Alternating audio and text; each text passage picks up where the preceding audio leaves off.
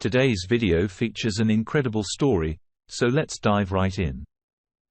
I gave her a home, my heart, and my unwavering loyalty as we exchanged vows on our wedding day. Our love was strong, and I was willing to weather any storm with her. However, there was a constant thorn in our side: her unpredictable and meddlesome parents. Despite their interference, I accepted it as part of the package when I married Kelly.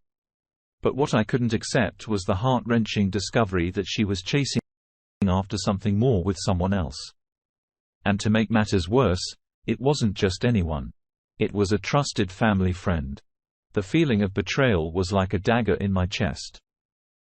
I couldn't help but wonder if they thought I was an easy mark, a symptom they could deceive without consequences.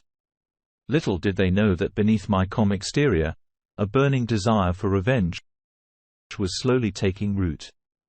Before I dive into the details of my revenge plan, there's an unusual element to this story. Someone had advised me to boil 6 eggs and sneak them into the housewarming party at the Like Button's house. At the time, it seemed like an eccentric request, but I followed it, not fully comprehending its significance. Now let's return to the main narrative. The betrayal, the anger, and the thirst for revenge were all consuming. What happened next in my life was something I could never have anticipated. And it forever altered the course of my relationship with Kelly. I'm a 27-year-old guy, and I'm here to share my twisted experience with my cheating wife Kelly, who's 1 year younger than me. She recently cheated on me with a friend of mine, also 27 years old. Let's call in Jay for the sake of this story. Our story begins when I was 22. I attended a friend's wedding and, by chance, ended up seated next to Kelly. We were both close to the couple getting married. She was tight with the bride, and I was chummy with the groom. Little did we know that our friends had hatched a plan to play matchmakers by seating us together at the wedding. When I first laid eyes on Kelly, I was utterly gobsmacked by her beauty. As we began to chat, it became apparent that we had a lot in common, and our conversation flowed effortlessly. We clicked instantly and spent the evening chatting, enjoying the wedding meal, and even swaying to the music on the dance floor. It was a night filled with dancing, drinking, and, yes, a little smooching right there in the middle of the dance floor. Our friends, the newlyweds, were ecstatic to see their matchmaking plan unfolding. They playfully asked us about our relationship status, but we just shrugged it off and continued with our night.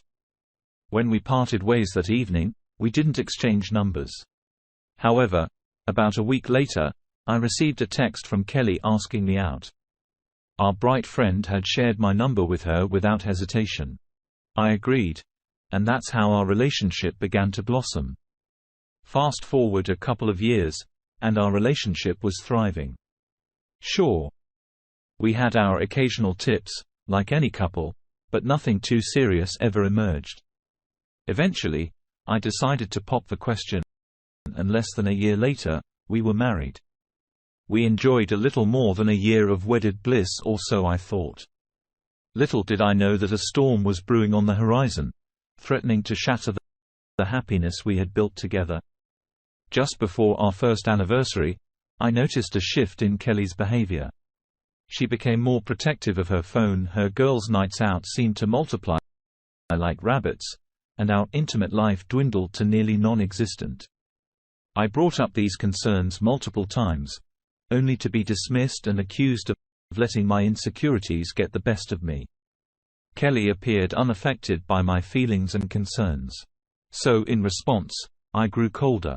The tender goodbye kisses as I left for work vanished, and our conversations dwindled to only the necessary exchanges. Then came the night when it all became too much for me to bear. I decided to see for myself what was going on. While Kelly slept, I scoured her phone and laptop, rummaging through her texts, emails, and messenger apps only to find nothing suspicious. However, having read countless stories of similar situations, I knew I had one more place to check: her car. I sneaked into her car, and to my surprise, I found a second phone hidden there. In that instant, I knew what was happening, but I wanted to gather all the evidence before confronting her. I didn't want her to brush it off as a one-time mistake or some other excuse. I sifted through the phone, finding only one suspicious number. I read every message, connected the phone to my computer, and printed out every conversation and photo. That night, I found myself researching divorce lawyers in my home office. I spent hours reading lawyer profiles until I found one I liked and sent him an email. Since it was a Saturday, I didn't expect an immediate response. My curiosity got the best of me, and I decided to find out who the other guy was. I picked up my phone and dialed the number I had found, intending to pretend to be someone else. But when Jay's contact popped up, I felt my world come crashing down. I couldn't contain my anger and I exploded yelling and cursing in my office. When my wife opened the door to check on me, I angrily yelled at her to get out. I had never raised my voice or cursed at her before that day. I stayed holed up in my office, silently fuming and glaring at the wall. Desperate for a drink, I called up a friend from the wedding. Let's call him Tony and ask if he would join me. He agreed, probably because he could hear something was terribly wrong in my voice. Without any explanation, I grabbed all the printouts and headed to the bar. I got there first and ordered 4 shots of Jack and a beer. When Tony arrived, he found me downing my last shot. When he asked what was going on, I blurted out, "Kelly's cheating." Tony was the one who had introduced me to Jay, and all he could say was, "I'm sorry," over and over again. Although Jay and I were never close, we were friendly whenever we ran into each other at social events. I made Tony promise not to tell anyone about this. I hadn't even spoken to Kelly or a lawyer yet. If his wife asked about me, he was to say I was having problems at work. He agreed, and we drank and talked for most of the night. At around 3 a.m., I called an Uber and went home. When I got there, I saw Kelly sleeping on the couch. Without saying a word, I went up to our bedroom and fell asleep. When I woke up, she was lying next to me, but I wasn't ready to confront her. I got dressed and left the house, heading to my office to bury myself in work all day. When I got back home around 10 p.m., my wife was there to greet me. She had made me dinner and asked if I wanted her to heat it up. I simply said no and went to bed. She followed me asking what had been bothering me. I told her to leave me alone and that I wanted to sleep. The tension in our once happy home had reached a breaking point, and I knew that I couldn't keep ignoring the truth any longer. She wouldn't let me sleep and kept asking and trying to get my attention. Eventually, I lost my temper and yelled at her to stop and let me sleep. The next morning, I received an email from the lawyer asking to meet later in the day. I confirmed the meeting and got ready to leave. When I walked downstairs, I saw that Kelly had made breakfast and wanted to talk. I made a small plate and sat down. She began by saying that I'd been acting differently and going on about how I had changed. She wanted to know why. I told her that work had been stressful and assured her it would be over soon. After finishing my meal, I told her I had to leave for work. I was counting down the minutes until I could meet with the lawyer. The meeting with the lawyer went well, and I handed over all the evidence I had gathered. The lawyer told me, "I'm sorry for all that's going on, but I'm happy you gathered all this information. You see, we live in an at-fault state. So your wife has no claim on most of your money." I was taken aback. I hadn't even thought about that. I just wanted to get a divorce as soon as possible. I asked the lawyer to make copies of the evidence, and he agreed. When I got home, I was ready to confront Kelly, but she wasn't there. I called her once twice, but there was no answer, so I texted her. "I don't care if you're with Jay right now. Get home. We need to talk." Sure enough. She called back in less than a minute asking what I was talking about. All I told her was to get home now. She showed up 15 minutes later. Interesting, I said. 15 minutes is just about how long it takes to drive from here to Jay's." "What a coincidence." She stared at me, looking confused. I gave her a minute to assemble her thoughts, but she was clearly too busy practicing her golf impression to reply. Lost for words, I asked her what was going on. She tried to deny everything and started gaslighting me. As she began to insult me personally, I slammed my fist on the table to put an end to it. "Check out this mountain I built up," I said, pulling out my stack of evidence. I showed her each printout one at a time. She told me to stop and began to cry. She even tried to apologize and said she loved me. "Funny," I said. "You were so adamant about degrading and insulting me just a minute ago. Where's that fiery spirit now?" She tried to hug me, blubbering about how sorry she was.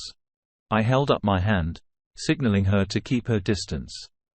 She kept pushing herself towards me, insisting she could make it right and that she would do anything for me. She even suggested we take this to the bedroom. "I'm never going to touch you again," I told her coldly. "Also, do you know who else has these documents? My lawyer. I'm divorcing you now. Grab a bag, pack up your things, and get the freak out of my house." That was 3 days ago. And since then, there's been radio silence from her. Our once happy life had crumbled and I was left to pick up the pieces and move forward with my decision to end our marriage.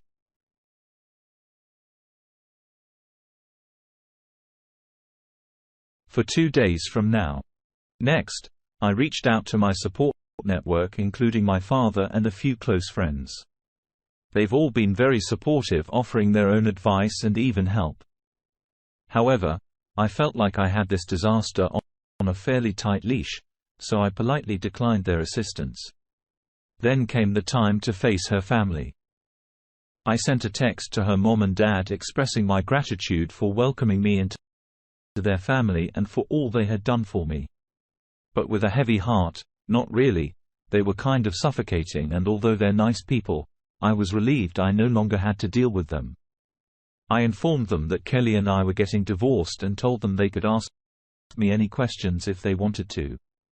Next, I had to break the news to Kelly's sister, with whom I had been good friends, and I knew this news would destroy that friendship. I texted her, "Hey, I'm sorry to have to text you this, but Kelly and I are getting divorced. I wanted you to know from day one, you accepted me as a brother. And I'll still be here if you ever need anything from me." Shortly after, her parents got back to me and the conversation went like this. "Parents, we're so sorry to hear this. What happened? Why hasn't Kelly said anything to us?" Me. "Kelly's been in an affair for at least a year.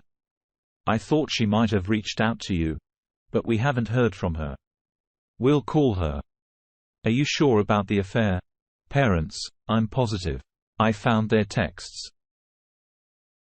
Parents, "We're so sorry. We'll try to get in touch with her." After dealing with her family, it was time to take on the big task of facing Jay's fiancée. I had a sinking feeling that Kelly and Jay might have created some ingenious plan to keep hiding their secret. Either Kelly hadn't spilled the beans above me knowing, or they're just idiots. I texted her around 2 p.m. asking if we could meet for coffee. We met at some trendy coffee shop, and as I sipped on my awful coffee, I said to her, "There's no easy way to say this, so I'll just say it.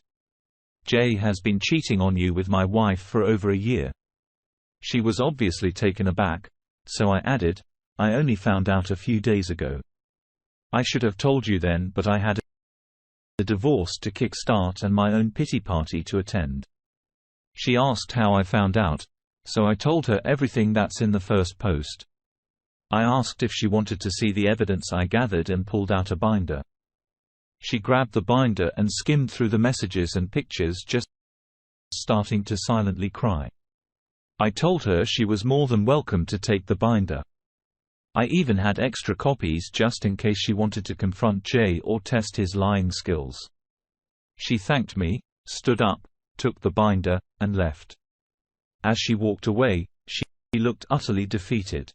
Before she left, I made sure to let her know that if she needed anything from me, all she had to do was ask. Now I know many of you advised me to stay sober and keep a clear head, but honestly, my world has just crashed down on top of me. So I've decided to take this week to marinate in self-pity on my back porch, grab some drinks, cigars, and some loud music. But don't worry, this pity party will stop once the week is over. I plan to stop feeling sorry for myself and get back to my usual schedule. On a lighter note, I've already packed up most of her things, including clothes, jewelry, and so on. I also did her a favor and included our wedding book in every photo with her in it in the boxes. I've been told I'm a generous guy.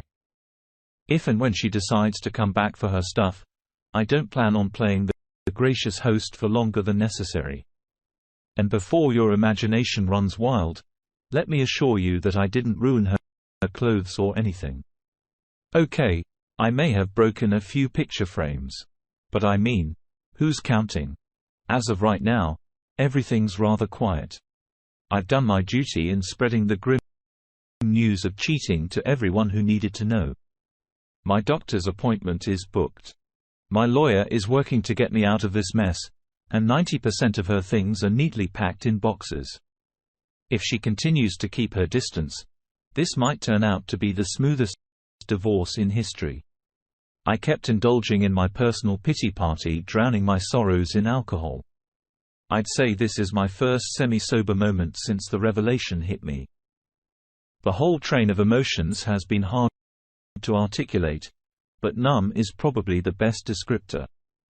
As I mentioned earlier, I had notified everyone about the situation, and the only one who didn't respond was Kelly's sister, Wendy, whom I've always been very close to.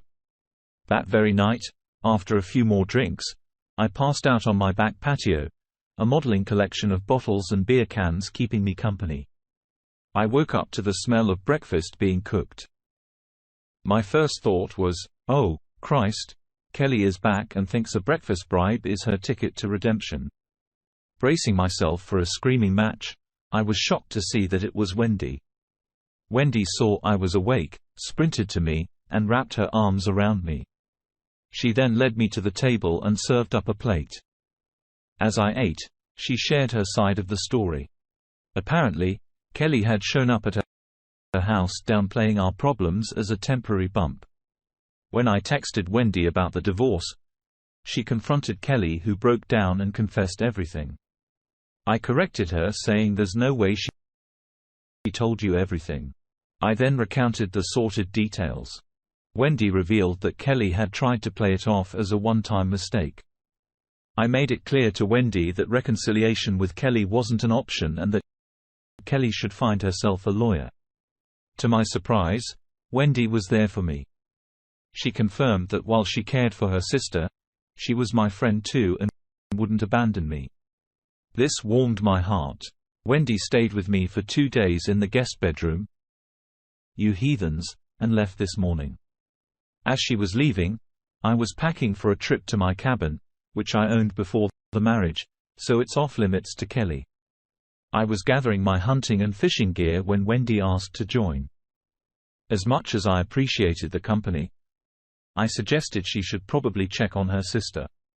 She agreed, gave me a hug, and left. To clarify any misconceptions, I want to make it clear that there's no love story between Wendy and me. She's only 20, far too young for me. We share a great friendship and nothing more. In other news, I did get tested at the doctor's, and the result should be in by Monday. I've also been checking in on Jay's fiancée, offering to lend an ear if she needs to vent. Wendy coming to my house and staying for a few days was a welcome distraction. She left when I was heading to my cabin for some hunting. The good news is I bagged a nice fat 8-pointer buck on my first day out there. This was a great stroke of luck as it left the rest of my time for fishing. I caught 2 decent-sized ones which turned into a meal and the next one to be butchered. I spent the rest of my stay at the cabin processing my deer and enjoying the natural views.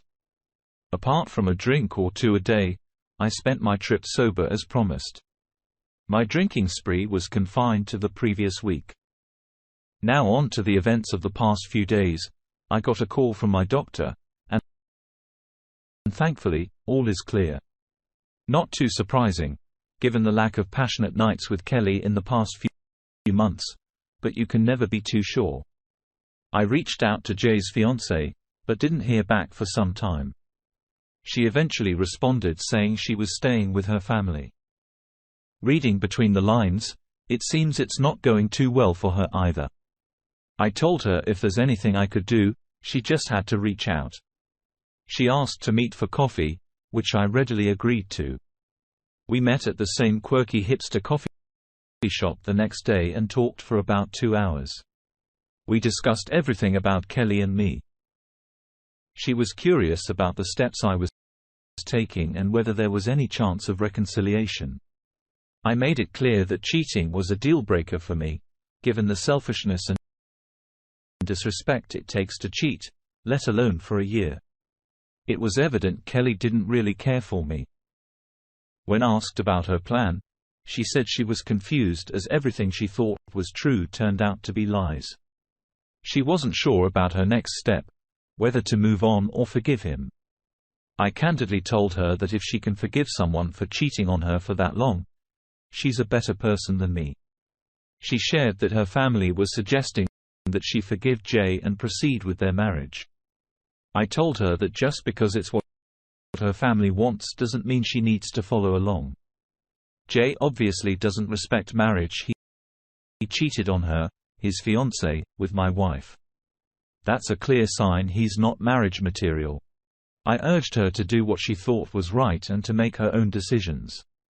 I recounted when I found out I tried to find a way my heart could trick my brain into thinking I could accept it and forgive her, but I just couldn't do it. I encouraged her to follow her gut feeling.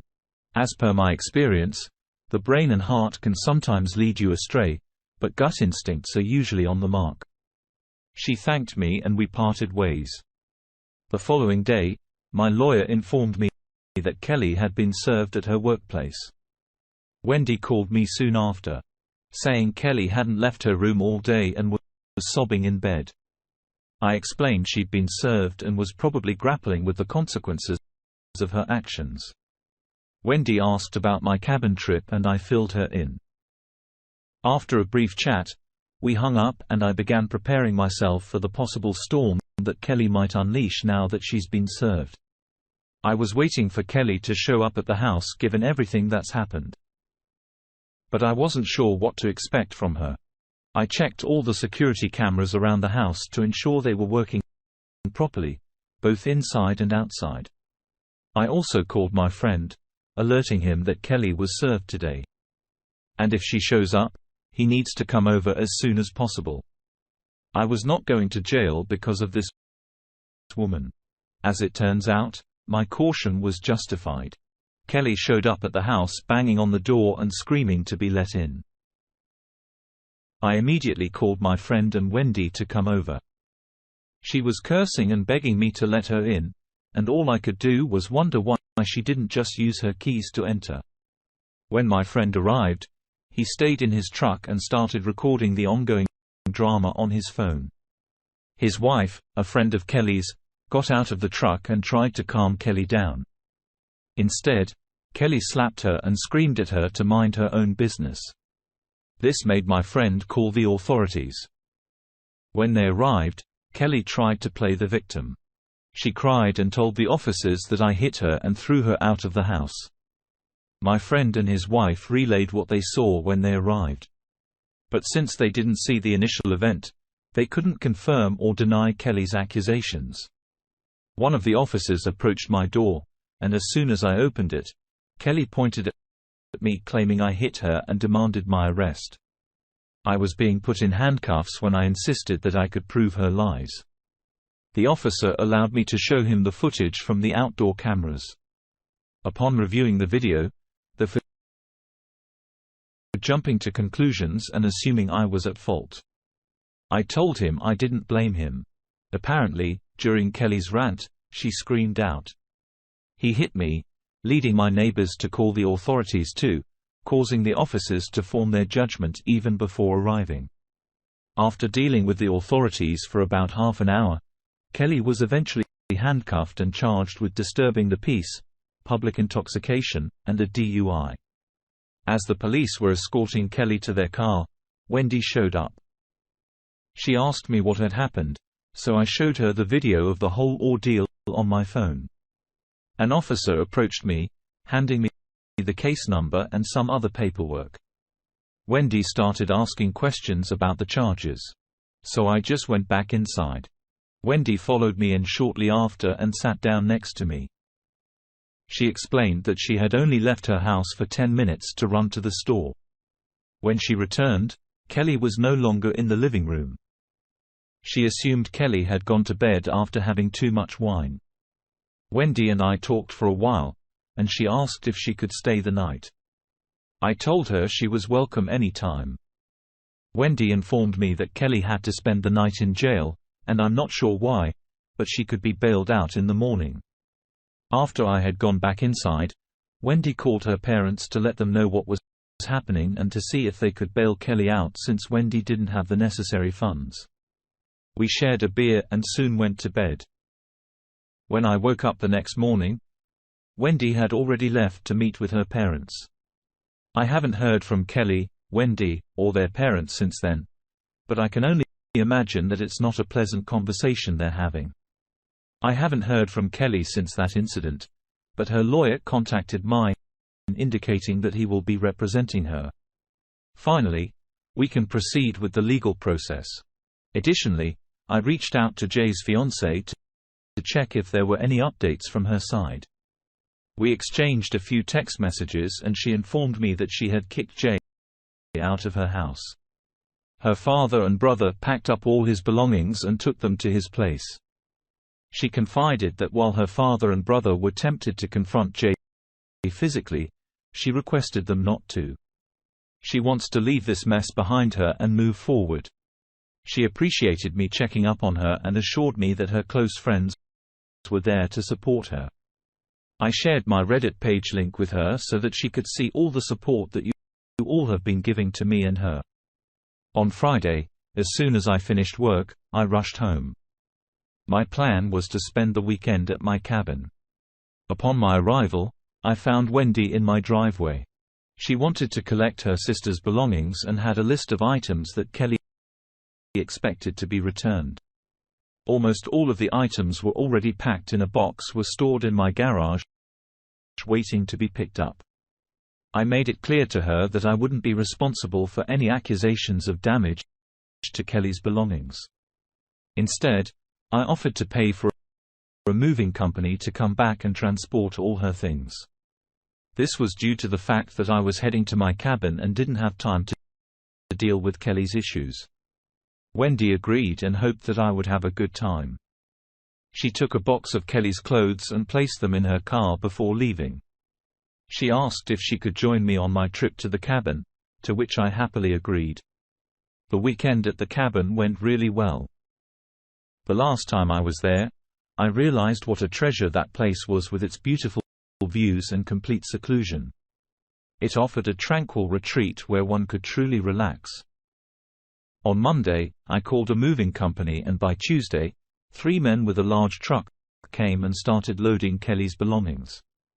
I meticulously recorded and took photos of each item as they were being packed and loaded. I thanked the movers for their patience and tipped each of them an extra $50. I sent all the photos and record to my lawyer and continued with my day. The house feels empty but clean without all of Kelly's stuff. My lawyer had advised me not to discard anything that could be considered shared property, so I moved most of the furniture to a storage unit. I've been sleeping in the guest room since she left, and only now have I started buying new furniture. Most of it will likely stay in the garage now that I have the space. Despite everything, I don't plan on keeping the house even if I win it in the divorce, as it holds too many painful memories. A few days after the movers transported Kelly's things, my lawyer received some paperwork. Apparently, I had somehow damaged her belongings and she was demanding I pay her $1,500, threatening to take me to court otherwise. My lawyer, undeterred, promptly sent her lawyer all the videos and pictures asking where these so-called damages were. According to him, this situation just further shows her instability to the judge. And while it may be a headache now, it will serve as excellent evidence in court. It appears her lawyer wasn't quite prepared for the level of meticulousness I possess. I mean, I photographed and documented everything. When I discovered my wife's affair, for some reason, I found myself drawn to this page. I read the horror stories about what some people's former spouses did to them, and I adamantly refused to let myself be another statistic. I've braced myself for just about every accusation she could throw at me. At this point, there's little she could do that would surprise me. Kelly has been calling me roughly every other day, but like a man avoiding a telemarketer, I never pick up. If she leaves a voicemail, I don't even bother listening to it. Instead, I just forward it straight to my lawyer. Every time I send something to my lawyer, he chuckles and tells me you are a lawyer's dream. You heed every piece of advice, and you've compiled a mountain of evidence all on your own. I have yet to encounter a client who has performed so exceptionally well. It's no exaggeration when I say he repeats this every time, but it always brings a grin to my face. Having that reassurance that I'm doing everything right certainly makes this crazy situation a little more bearable. Roughly 2 or 3 weeks ago, my lawyer informed me that we had enough evidence to bury her outside of court. If our attempt fails, at least it would reflect favorably on us for trying. We scheduled the date to meet in a neutral lawyer's office. He advised me not to react to anything Kelly might say, reminding me that everything would be recorded for a judge to read if it goes to court. We arrived early, and to my surprise, she was already there waiting with her lawyer. It was like a scene from a courtroom drama. The lawyers began their polite exchange while Kelly and I sat in silence, the tension palpable. Kelly's lawyer broke the ice inquiring about our offer. My lawyer, with a scoff that could rival a sitcom character, responded, "Given the mountain of evidence detailing Kelly's infidelity and inappropriate behavior, the only offer we'll make is half of the selling price of the house and half of the savings account. That's more than any judge would award you. Essentially, you'll walk away with what you came into the marriage with." Kelly began to cry, asking if there was anything she could do to fix things. I replied, "You've been cheating on me since before our wedding. There's nothing you could do to make me forget or forgive what you've done. Sign the papers. It's more than you deserve, and I want to be done with this whole sham you created." She excused herself to the restroom, presumably to compose herself. Upon returning, still teary-eyed, she signed the papers and left soon after. In about a month, everything will be filed, and all I'll need to do is sell a house. The house, which was once my home.